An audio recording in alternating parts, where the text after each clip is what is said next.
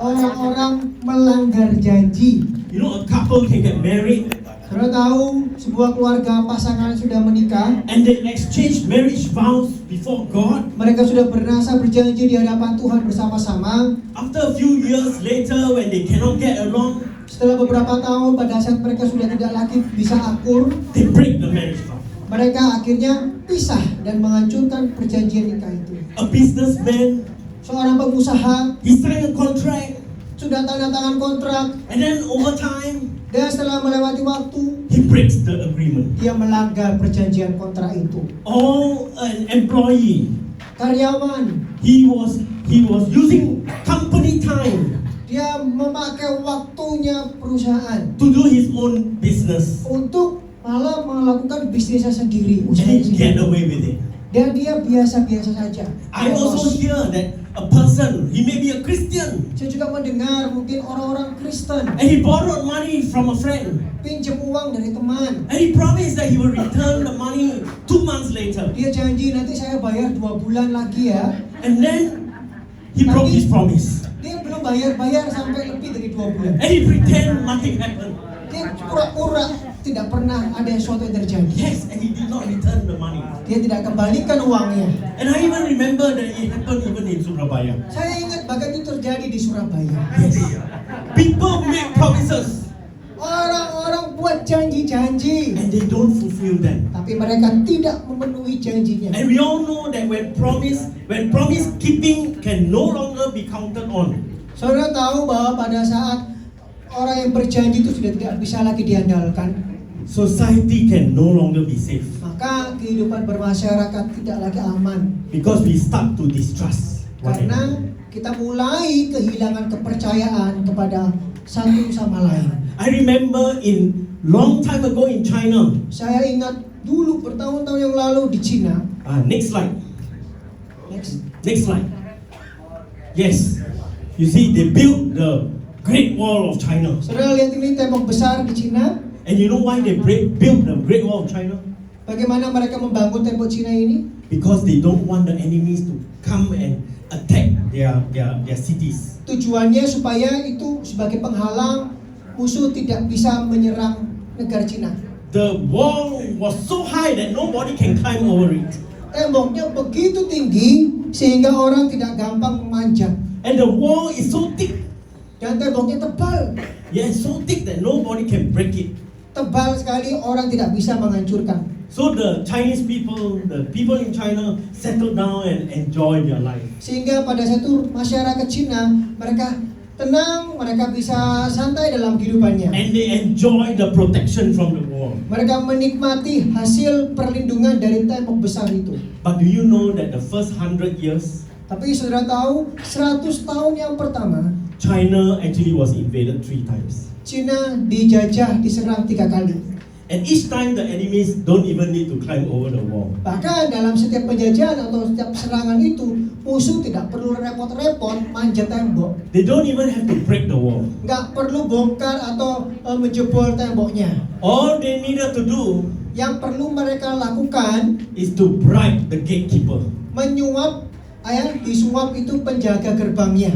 And then they march right through the gate. Setelah itu penjaga gerbangnya yang berhasil terima uang suap mengizinkan mereka masuk. You see, the Chinese people were so busy building the walls of stone. Saudara tahu, pada waktu itu rakyat Cina sedang sibuk membangun tembok besar ini, But they forgot to teach their children integrity. tetapi mereka lupa satu hal untuk mengajarkan integritas kepada keturunannya, kepada anak-anak mereka. Without integrity, Tanpa integritas, no city is safe. tidak ada kota yang selamat. I'm going to show you 1 Chronicles chapter 29 verse 17. 1 Tawarik ya pasal 29 ayat 17. Aku tahu ya Allahku bahwa Engkau adalah penguji hati dan berkenan kepada keikhlasan. Yes. It says here, Dikatakan di sini, you test the heart Engkau yang menguji setiap hati, and God will be pleased with integrity. dan Tuhan berkenan terhadap setiap integritas. When God tests our heart, Pada saat Tuhan menguji hati kita, what will He look for? apa yang Tuhan cari? he looked for integrity. Dia mencari integritas. Integrity is not an outward action. Integritas itu bukan pekerjaan yang nyata di luar kelihatan, bukan. It is an attitude of the heart. Itu artinya sikap hati. Integrity is not just what we do, Integritas bukan hanya berarti apa yang kita kerjakan atau yang kita lakukan, but who we are. tetapi siapa kita. You see the word integrity. Saudara tahu pekerjaan integritas? Next slide. Terus, The Hebrew word is yosher. kata integritas atau kejujuran itu dari bahasa Ibrani yaitu yosher, Bapak Ibu. And it means upright. Itu artinya kebenaran. And it is the same root word that God used in Job. Saudara lihat di Ayub pasal 2 ayat 3 itu bahasa yang sama. Firman Tuhan kepada iblis, apakah engkau memperhatikan hambaku Yakub? Sebab tiada seorang pun di bumi seperti dia, yang demikian saleh dan jujur, yang takut akan Allah dan menjauhi kejahatan. Ia tetap tekun dalam kesalehannya, meskipun engkau telah membujuk aku melawan dia untuk mencelakakannya tanpa alasan. Yes. God actually said to Satan that Job was an upright man. Tuhan berkata kepada setan, Ayub ini adalah hamba Tuhan, seorang pria yang jujur, And a man who is blameless. yang tidak mempunyai kesalahan, And that he will maintain his integrity. dan dia terus mempertahankan integritasnya, kejujurannya. What does integrity look like? Jadi kejujuran atau integritas itu seperti apa sih? A man of integrity Orang yang punya integritas is one who established a system of values. Of course, for us, Christian is the biblical values. adalah orang yang terus mempertahankan dan menerapkan nilai-nilai kerajaan Allah, And it governs our heart. dan itu memerintah setiap hati kita. You know, if I say I have integrity, Saudara tahu, kalau saya katakan saya punya integritas nih, what I say and what I do must match up. berarti artinya apa yang saya omongkan itu harus sesuai dengan apa yang saya kerjakan. I practice what I preach. Saya lakukan ini pada saat saya khotbah. I live out what I proclaim. Saya menghidupi apa yang saya ucapkan. I am the same person in private and in public. Saya orang yang sama pada saat di tempat yang tersembunyi, tidak ada orang, ataupun pada saat orang melihat saya di tempat ramai. I'm still the same person. Saya tetap orang yang sama. I keep my promises. Saya tetap memegang janji saya. I honor my words. Saya menghormati kata-kata saya. And that is integrity. Itulah artinya kejujuran atau You know, integritas. integrity is when you find a wallet or a bag Bapak Ibu, integritas atau kejujuran itu seperti ini. Kalau saudara nemu dompet atau tas ya, and then you don't know whose bag is this. saudara tidak tahu, Bapak Ibu nggak tahu ini tasnya siapa. And of course you have to open the bag to find out. Ya tentu saja kan kita buka langsung tasnya untuk cari tahu, And you just check cek, periksa. whether there's a name and an address. Adakah nama, KTP, alamat pemiliknya. And when you find, Waktu saudara menemukan, you return the bag to the owner. saudara kembalikan kepada pemiliknya. And you don't just return the bag to the owner, you return everything that is inside. Bukan hanya mengembalikan tasnya, tapi semua yang ada di isinya, yang tasnya yang ada di isinya itu semua dikembalikan. Everything you return back. That's integrity. Semuanya saudara kembalikan, itu integritas. And we all struggle between what we want to do or what we ought to do. Kita semua bergumul ya, apa yang ada dua pilihan. Apa yang harus saya lakukan dengan apa yang saya ingin lakukan. You know, I was walking along and I saw this tombstone. Saudara lihat, pada saat itu saya lihat ada sekubur yang nisan ya. And the tombstone, there's some words on the tombstone. Nisan kubur itu ada kata-katanya. Here lies John Tan, Di sini terbaring John Tan namanya. an honest man and a politician. Seorang yang jujur dan juga seorang politisi. And then after that, two ladies walk past. Setelah itu ada dua wanita, dua ibu-ibu melewati kubur itu. And I overheard what the lady said. Saya dengar ibu-ibu tuh ngomong, Huh? hah? How can they put two person in the same tombstone? Kok bisa ya? Dalam kubur tuh ada dua orang yang dikubur bersama-sama. You see, these ladies couldn't believe. Saudara tahu bahwa perempuan ini akan pergi, that a politician can be an honest man. dan perempuan ini tahu kalau orang sudah terjun di politik susah mau jujur. Because I've seen many politicians. Karena saya lihat banyak orang politisi, Elect me. pilih saya, coplos, I will promise you. saya janji deh, I promise this. saya janji I promise that. ini. Then after that, when they became the politician, Setelah itu duduk di kursi, they lupa. Lupa janjinya. lupa. Yeah. You laugh because it's true, ah. Ketawa semua karena itu betul apa betul? But I'm not here to be a politician. Saya di sini bukan untuk jadi politisi ya. But I want to tell you there was a politician in the Bible. Tapi saya ingin kasih tahu kepada Bapak Ibu, ada orang politisi di dalam Alkitab. And he is an honest man. Dia adalah orang yang benar jujur hidupnya. And he has integrity. Dia punya integritas. His name is Daniel. Namanya Daniel. Let me highlight to you Daniel as a powerful model of integrity. Saya garis bawahi ya, Daniel ini adalah contoh yang luar biasa mengenai kejujuran. And here is the background. Ini latar belakangnya Daniel. I'm just starting. Saya baru mulai. Tadi itu baru pendahuluan ya. Daniel was born in a royal family in the nation of Israel. Daniel dilahirkan dari keluarga bangsawan di negara atau kerajaan Israel. But you know what? His family never enjoyed the good life. Tapi saudara tahu bahwa keluarganya tidak pernah menikmati kehidupan. Because as a young man, he saw the army of King Nebuchadnezzar march into the city of Jerusalem. Karena pada waktu Daniel masih muda, Raja Nebukadnezar datang dan menyerbu kerajaan Israel. And the city was surrendered. Dan waktu itu kota itu ditawan.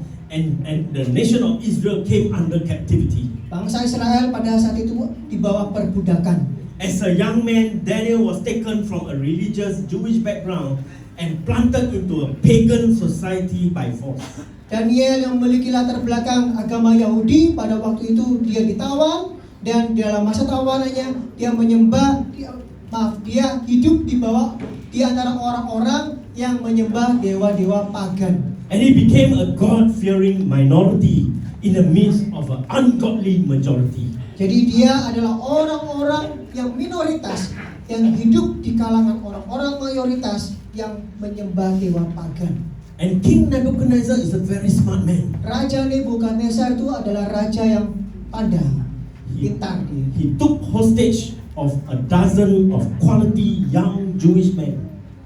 Dia ambil ya tawanan dari orang-orang Yahudi, anak-anak muda Yahudi ini yang jenius, yang pandai-pandai, dia ambil semua. The very good, intelligent young men. Anak-anak muda yang pintar, anak-anak muda Israel yang pandai. And he took them and to serve in his government. Dipakai sama Raja Nebukadnezar untuk bekerja di dalam kerajaannya dia. And Daniel was one of them. Daniel salah satu pemuda yang pandai. That can be found in Daniel chapter 1 verse 3 and 4. No need to read because we are running out of time. But if you read this verse in Daniel chapter 1 verse 3 and 4. Next slide. Kalau Bapak Ibu lihat di Daniel pasal 1, ya layar berikutnya. Some more. What happened? Ayat 3 Some more. sampai 4. Some more. Nah. Yeah. These verses listed the priorities of the world. Ini prioritas dari mereka, dari dunia itu. And the world would use to fill up key position in the government. Nah, ini persyaratannya. Orang-orang yang memenuhi persyaratan ini, mereka akan duduk di posisi inti pemerintahan raja waktu itu. Physical good look.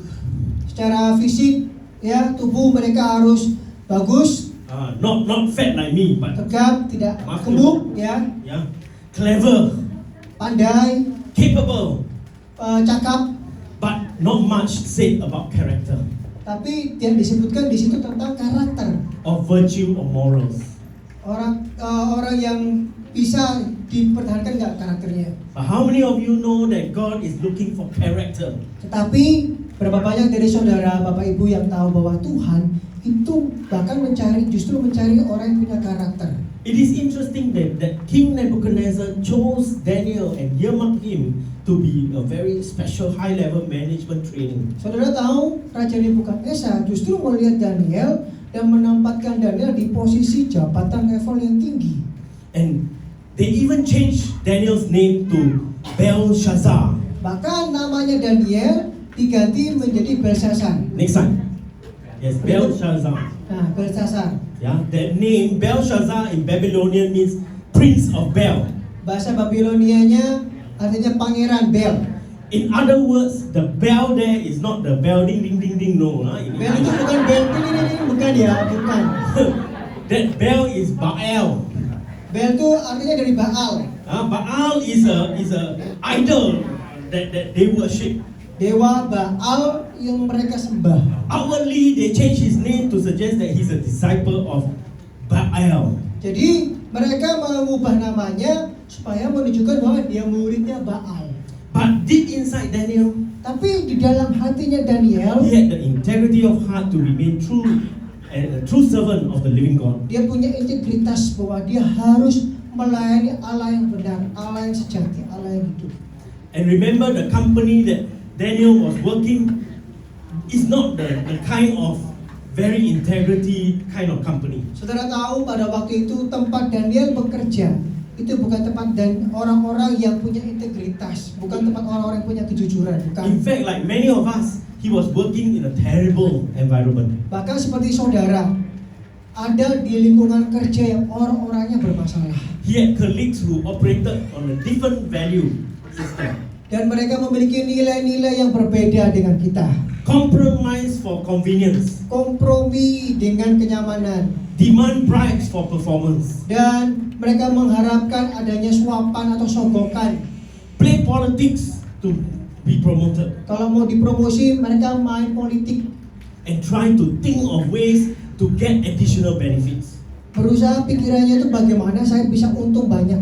He works in a Babylonian empire, Dia bekerja dalam kerajaannya Babilonia.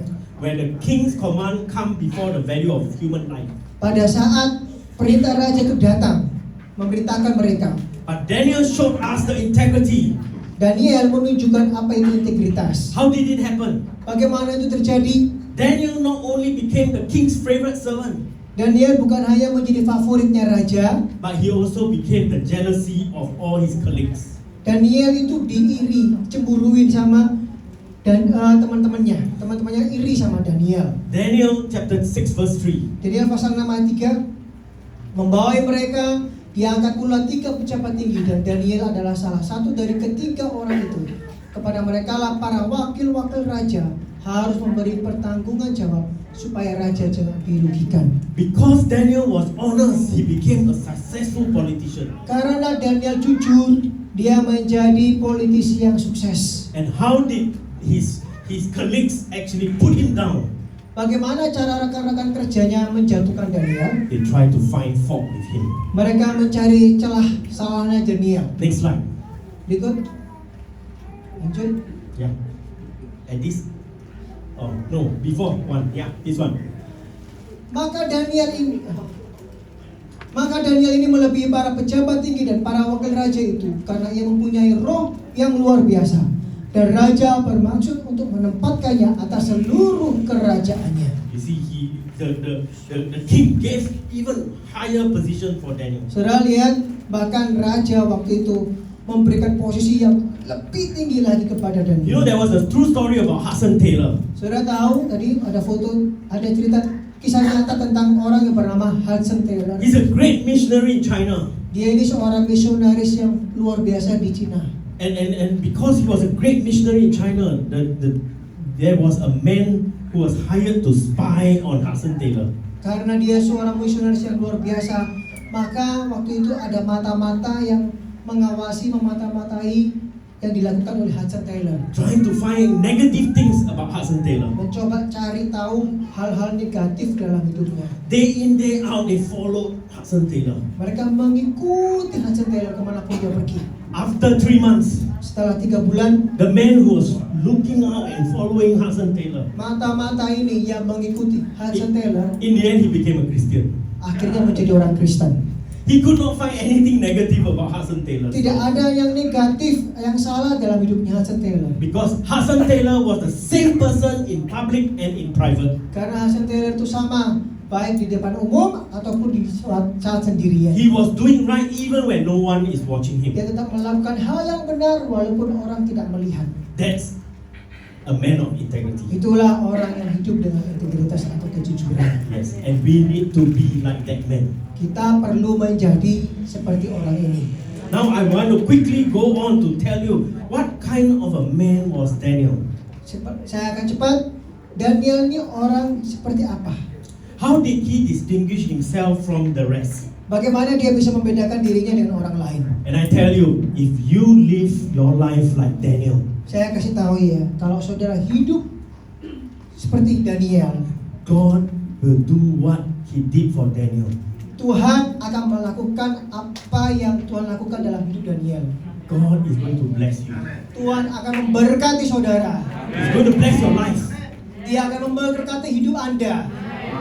Even when others are going to press on you. Walaupun orang-orang lain berusaha menginjak atau menekan saudara, You are going to live up God's purpose in your life. tapi Anda akan terus naik ke ketinggian di mana itu adalah tujuannya Tuhan. So number one, Nomor satu, integrity above image.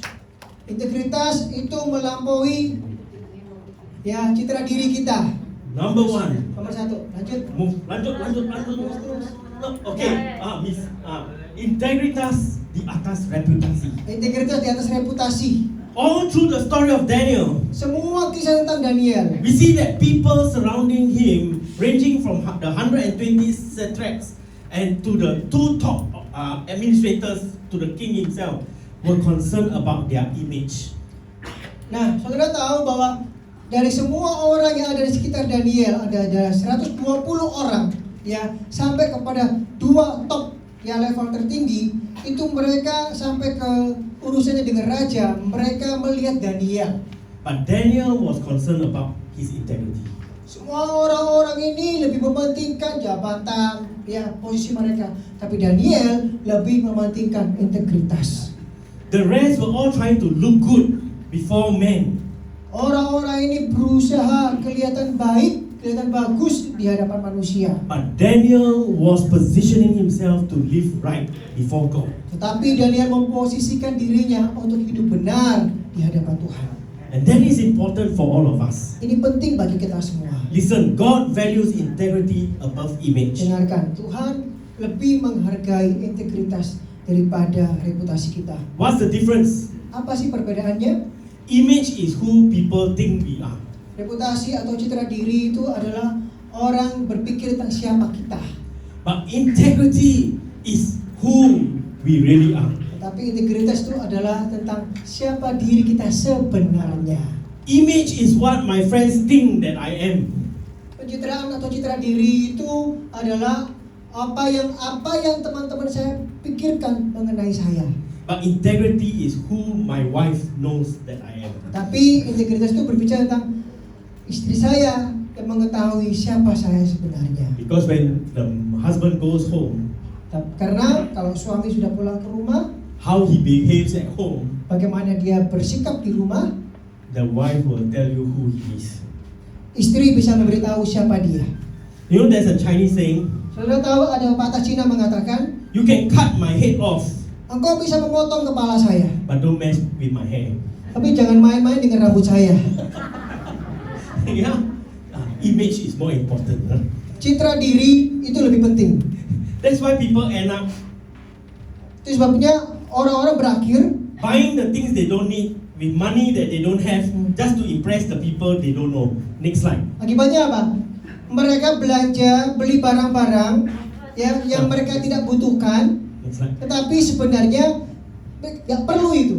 Tujuannya apa? Supaya bisa mengesankan orang lain. Ini loh saya.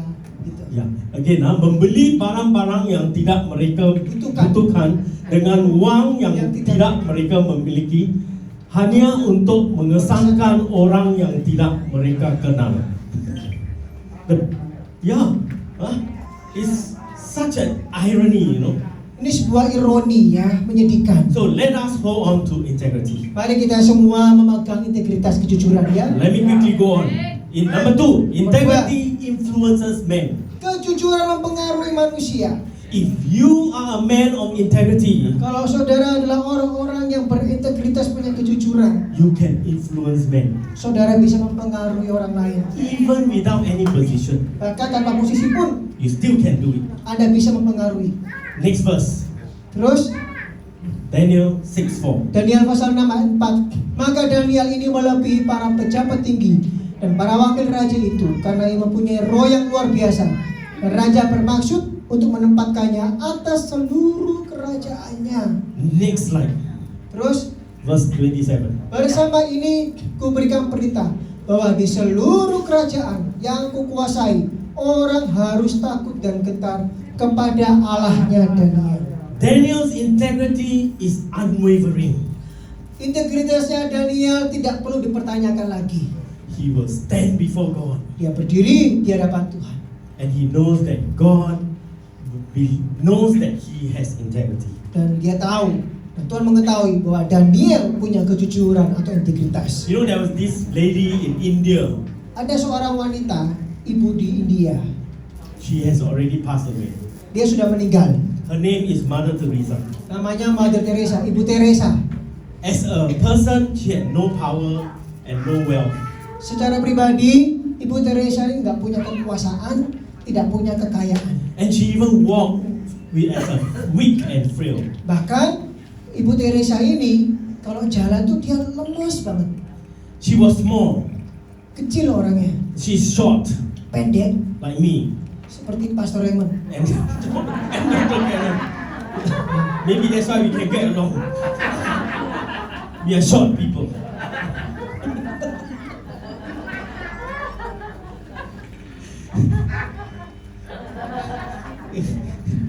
And you know what? She does not have a loud personality like me, you know. Saudara tahu kepribadiannya Ibu Teresa itu nggak rame kayak Pastor Raymond, But she could command the attention of kings and government. tapi saudara tahu ya, Ibu Teresa ini bisa memberi perintah kepada raja atau ratu.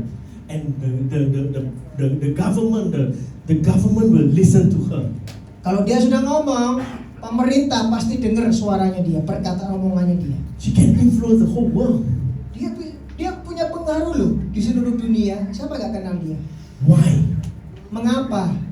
She lived her life with integrity before God and before men. Dia hidup dalam integritas, kejujuran di hadapan Tuhan dan juga di hadapan manusia. Number 3, Nomor 3, integrity is an inside job. integritas itu pekerjaan berurusan dengan dalam kita, hidup kita. Next slide. Terus Daniel chapter 6 verse 11. Daniel 6 ayat 11, 3 kali sehari ia berlutut, berdoa serta memuji Allahnya seperti yang biasa dilakukannya. The word there is seperti yang biasa dilakukannya. Kata seperti yang biasa dilakukannya, kalimat itu.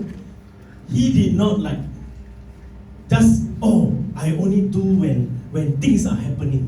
Dia bukan tipe orang yang begini, jenis orang, saya mau berdoa kalau ada hal-hal yang genting, hal yang penting. He will continue to live as he has been doing it all the day of his life. Tidak, tapi dia melakukannya dalam doanya 3 kali sehari. Itu seperti yang biasa dilakukannya, hari-hari seperti itu. The word is biasa dilakukannya. Kata biasa dilakukannya. It does not matter what people think. Tidak peduli apa yang orang lain pikirkan. He will just do what he always do. Dia hanya melakukan apa yang biasa dilakukan. Daniel chapter 1 verse 8. Daniel pasal 1 ayat 8. It says here. Daniel berketetapan untuk tidak menajiskan dirinya. Daniel resolved not to defile himself. Daniel menetapkan untuk tidak menajiskan dirinya. Yes. Integrity is an inside job. Integritas itu berhubungan dengan pekerjaan di dalam kita, hati Let me kita. give you one more thing. Satu hal terakhir. Integrity takes courage. Integritas diperlukan keberanian. Even Daniel knows that his devotion to God can be a result of him being thrown into the lion's den. He refused to back down. Saudara tahu bahwa pada waktu dia mengikatkan diri dengan Tuhan, hasilnya itu adalah dia harus dilempar ke dalam gua singa, tapi dia menolak untuk mundur.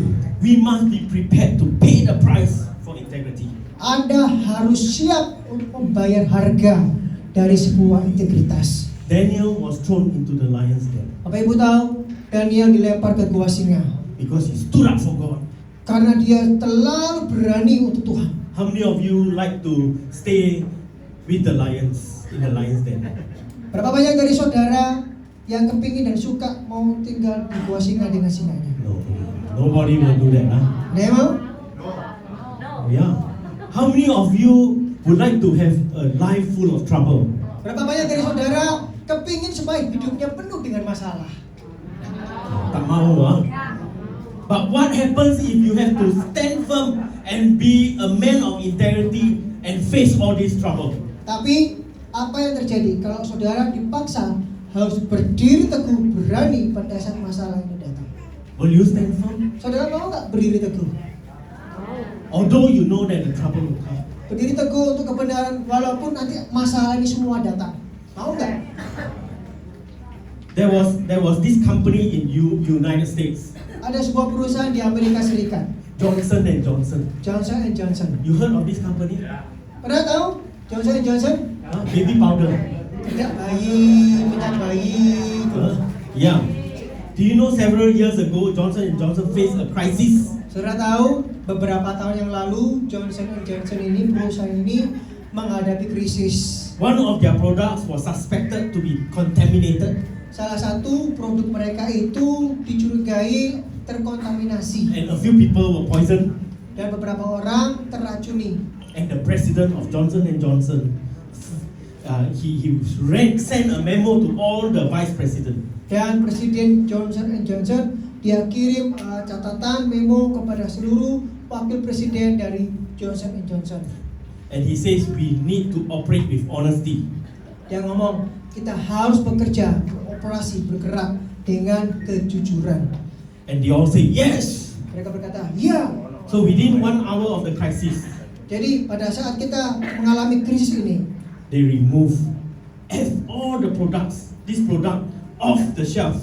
jadi mereka dalam 1 jam krisis itu, mereka tarik semua produk-produk ini And completely destroy the product. dan produk-produk itu langsung dihabiskan, dihancurkan. That particular incident, the decision they made cost them $100 million. Saudara tahu, resikonya mereka harus kehilangan $100 juta. And the reporters asked the president, Para wartawan tanya kepada Presiden Johnson & Johnson, how can you decide so easily? gimana kamu bisa memutuskan itu dengan mudah, dengan gampang?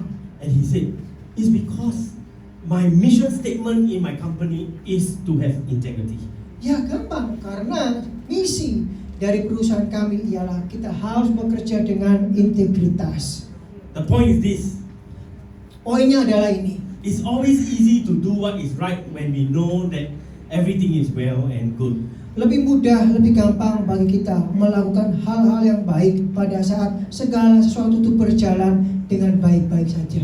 When things go wrong, Namun pada saat segala sesuatunya berjalan dengan salah, keliru, will we continue to stay with integrity? apakah kita akan terus hidup dalam kejujuran atau tidak? And this is something that I want to share with you because this is the best part of integrity. Ini yang ingin saya sampaikan kepada saudara, ini bagian yang terbaik dari integritas. Number 5, Nomor 5, integrity brings blessings. integritas membawa berkat-berkat Tuhan. You know the story of Daniel ended with victory and blessings. Saudara tahu bahwa akhir dari kisah Daniel itu diakhiri dengan kemenangan dan berkat.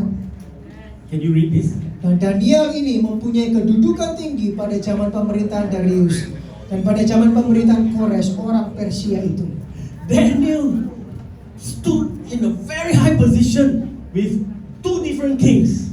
Daniel punya kedudukan tinggi dalam pemerintahan 2 raja yang berbeda. Although the kings fall and another king rise up, Walaupun satu raja ini jatuh dan ada raja lain yang muncul, Daniel is the same guy up there.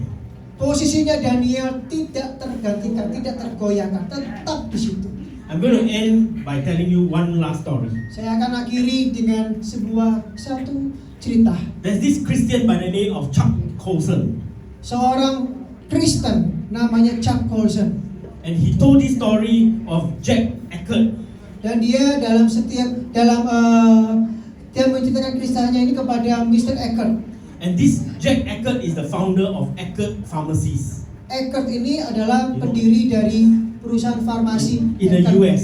It's Pharmacy, the ya. second largest pharmaceutical store in the chain in US. Ini perusahaan terbesar kedua di Amerika Serikat untuk obat-obatan farmasi atau apotik. Yes. And Jack Eckert, one day he became a Christian. Satu hari Mr. Eckert ini menjadi orang Kristen, Jack Eckert ini. Yes, he became a Christian, and after reading Chuck Colson's book, he was reading Chuck Colson's book, Born Again. Pada saat Mr. Jack Eckert ini baca bukunya Chuck Colson tentang lahir baru, dia jadi orang Kristen. And the first thing Hal yang pertama Jack Eckert did yang dilakukan oleh Bapak Jack Eckert after he became a Christian, setelah dia menjadi orang Kristen, he called up his general manager of the company dia telepon general manager perusahaan dia. and told him to remove all the pornographic magazine from his shops. Dia ngomong, semua buku-buku pornografi kamu harus singkirkan semua dari toko-toko kita. And the general manager of the company said to Mr. Eckert, you can't do that General manager ngomong, Pak Eckert, nggak bisa seperti itu. because every year we make $3 million from this magazine. Tahu nggak, dari penjualan majalah-majalah ini, setiap tahun kita tuh memperoleh keuntungan $3 juta. And Mr. Eckert said, take them out of my store. Bapak Eckert ngomong, tidak peduli, singkirkan semua, keluarkan semua dari setiap toko-toko saya. He has 1,700 shops Dia punya 1.700 toko in US, di Amerika loh. and he removed every pornographic magazine from his shop in one day. Dia singkirkan semua buku-buku pornografi dari seluruh tokonya dalam satu hari. And Colson called Jack Eckert because he heard about it. Dan waktu itu Bapak Colson langsung telepon ke Jack Eckert. Did you do that because of your commitment to Christ? Apakah kamu melakukan itu karena komitmenmu kepada Kristus? And Jack Eckert said, why else could I give away $3 million? Terus kalau saya melakukan itu apa karena saya kurang kerjaan, saya harus membuang $3 juta. Not only that, Jack Eckert actually wrote to all the pharmaceutical companies. Bukan hanya itu saja ya Bapak Ibu, dia menulis catatan kepada semua pegawai karyawannya dia. And he told them that he had removed all the pornographic magazine from his shop, and he tell them, why don't you do the same? Nah, dia ngomong, semua buku-buku pornografi sudah tidak ada di toko kami. Saya juga minta kamu melakukannya juga. Buku-buku pornografi yang kamu simpan buat diri kamu sendiri, semua itu harus dibuang. Nobody replied his letters Tidak ada yang membalas suratnya Pak Eckert. because they don't want to lose money. Kenapa? Karena mereka tidak mau kehilangan uang. But then something happened. Namun ada sesuatu yang terjadi Bapak Ibu. Eckert pharmaceutical shops begin to flood with ordinary people coming to buy things from them. Perusahaan ini dipenuhi dengan banyak pelanggan-pelanggan datang beli ke toko mereka. Because they have taken out pornographic magazines from their shop. Karena dia melakukan hal itu, yaitu menyingkirkan semua buku-buku pornografi dari tokonya. And the other pharmaceutical companies start to see what's happening, and they too start to take away pornographic magazines from pharmaceutical shops. Toko-toko apotek yang di Amerika melihat apa yang dilakukan toko apotek ini, dan mereka meniru apa yang dilakukan Eckert Pharmacy ini, yaitu mereka juga ikut-ikutan membuang semua, menyingkirkan semua buku-buku pornografi dari apotek mereka. And even 7-Eleven shops finally gave in, and 5,000 7-Eleven shops removed pornographic materials. Kita tahu ada toko namanya 7-Eleven, ya. Mereka juga mengikuti cara Eckert Pharmacy, mereka menyingkirkan 5.000 buku pornografi dari toko mereka. In 12 months, Dalam 12 bulan, 11,000 shops in America removed all pornographic magazines, not because the government passed a law, but because one man considers integrity before God as more precious than money. dalam waktu 12 bulan 11.000 toko di Amerika menyingkirkan semua produk-produk atau majalah-majalah pornografi, bukan karena peraturan pemerintah, tapi satu orang yang mau hidup jujur di hadapan Tuhan. And here's my favorite verse. Proverbs 20 verse 7. Ini ayat favorit saya, Amsal 20 ayat 7. Orang benar yang bersih kelakuannya, berbahagialah keturunannya. For the sake of my Singaporean friends, the righteous man walks in his integrity. His children are blessed after him. Firman Tuhan mengatakan buat teman-teman saya di Singapura, orang benar yang bersih kelakuannya, berbahagialah keturunannya. How many of you want your children to be blessed? Berapa banyak dari Bapak Ibu yang ingin supaya anak-anaknya diberkati? Start walking in integrity. Mulai berjalan dalam integritas. Hallelujah, because integrity glorifies God. Karena integritas itu memuliakan Tuhan kita. Amen. Amin. Yes. Let us all stand right now. Semuanya bangkit berdiri. And as we stand, I want the musician to come up and we will sing one song. Main piano, silakan maju ke depan. Saya mau nyanyi satu lagu. Sentuh hatiku. Bapak sentuh hati. Yes, ubah hidupku menjadi integritas. Hallelujah. Praise the Lord. Puji Tuhan. And as we sing this song, I want you to sing it like a prayer. Kalau saudara nyanyi lagu ini, saya mau semua di sini pujian ini dinyanyikan seperti saudara sedang berdoa. God, if you ask you to search my heart, Biarlah ini menyentuh hati saudara. and if you search my heart and you find something that Saudara menyelidiki hati saudara does not have integrity, tentang kejujuran integritas kita. remove it, Lord. Semua yang tidak jujur, singkirkan Tuhan. Cleanse me, Lord, Bersihkan basuh saya Tuhan, so that I will live supaya aku hidup as a man, sebagai orang the same man, yang sama, in private and in public. baik di tempat umum ataupun di tempat rahasia. Betapa ku mencintai